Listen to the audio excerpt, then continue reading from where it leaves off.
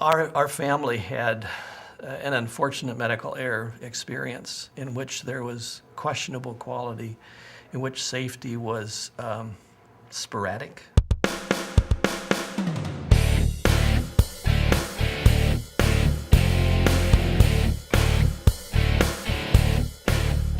To achieve real new results is going to involve changes. All improvement is change. Change is hard. Change is hard for anyone, and doctors and nurses who want to achieve improvements are going to have to make changes. What they need is a supportive environment that's encouraging, respectful, exciting, and collaborative so that they can learn from and help each other. I think if we hit that level of interactions with professionals, it's going to be like striking oil. They want to help. We need to give them the means to do so. And I think what this Patient Safety and Pharmacy Collaborative is pushing us to do is to really look at pharmacy as not an adjunct or a piece of what we do, but really integral to it. And in particular, the role of the pharmacist as a key member of our healthcare team, so that when we have a patient come into a health center, that it becomes a full healthcare home for that patient. They have access to primary care services, preventive care services, they have those support services that are available, and that pharmacy services, and that our clinical providers are working as a team together to get the best results for our patients. In the collaborative methodology that the Institute for Healthcare Improvement has learned and teaches, we use the expression all teach, all learn. We want to create an environment in which people can learn from experts, find out the best known, and then help each other to learn from each other as experts. That combination, the best possible scientific expertise and tremendous peer-to-peer learning, is a formula for real accelerated progress. I've felt that for a long time, pharmacy has had a history of talking to itself, and then it sits back and it complains when people outside of the profession don't value what we do, but we've not brought the dialogue to a larger audience.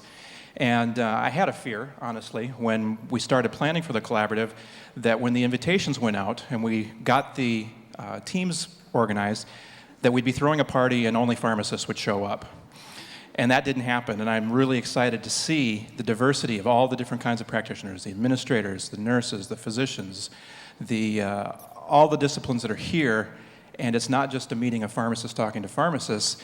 And what's particularly exciting then is when I see those other disciplines standing up in the public venue like this and talking about their excitement about what needs to change here and how they want to play a part of that. By the end of the day, at the end of the meeting, not only will they grasp what is happening with this collaborative, but the idea of this collaborative will grasp them and take them and make them want to be a part of it, and to go and list other entities to become involved in this collaborative, because this collaborative will make a difference. The advantages of the American Pharmacists Association Foundation contributing to the HRSA Collaborative has been the fact that through our own research, we've shown that the best results and the best outcomes occur when groups of people collaborate around a common mission. And I believe that the HRSA Collaborative has a wonderful mission and a wonderful goal, and I believe that the entire process can benefit from broad collaboration of organizations like ours and many others.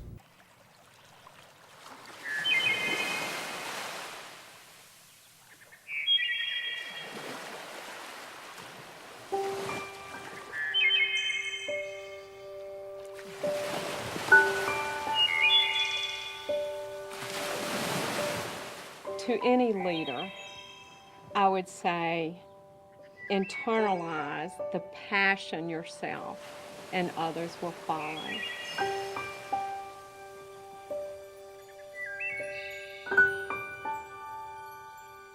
Dr. W. Edwards Deming, one of the great teachers in our field, created a list of 14 points for top leaders when it comes to improvement. But point number one was constancy of purpose for improvement. He knew, and we know, and you know, that there's no quick fix here. There's no instant pudding, he used to say. Constancy of purpose matters. An organization needs to create a vision of what they want to accomplish. And until they have that vision, they're not really sure what they're working towards. So the first step then is to create that vision and then identify the expertise that they need to make that happen. And that's where, in my case, as a consultant, we often come in and help them with that expertise. And then they can move on to the implementation steps of trying to realize that vision.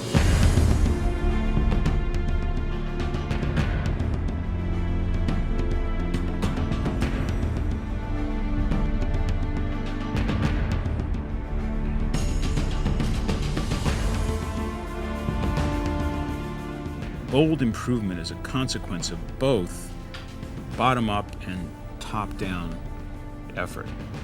From the top ought to come aims, clear aims, important aims, articulated aims, explained aims, and support.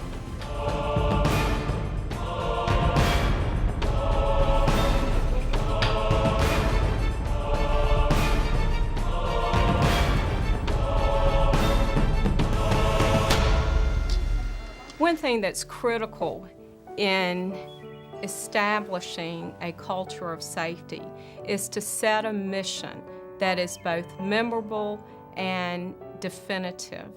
In our setting at Lincoln Community Health Center, it's the 5 C's. It's getting the correct drug to the correct patient in a courteous and cost-effective manner while ensuring optimal clinical outcomes.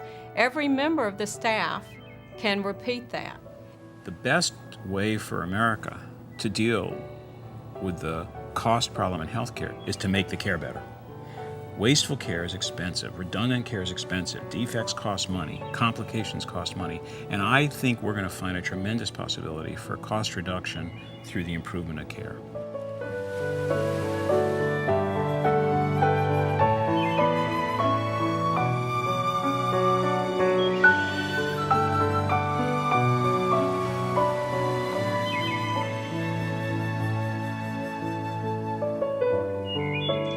This collaborative is very important to the nation because of the sheer fact that most of our errors in the healthcare system are due to medications. Don't just do it. Don't just do it more than we're doing it today, but do it right every single time.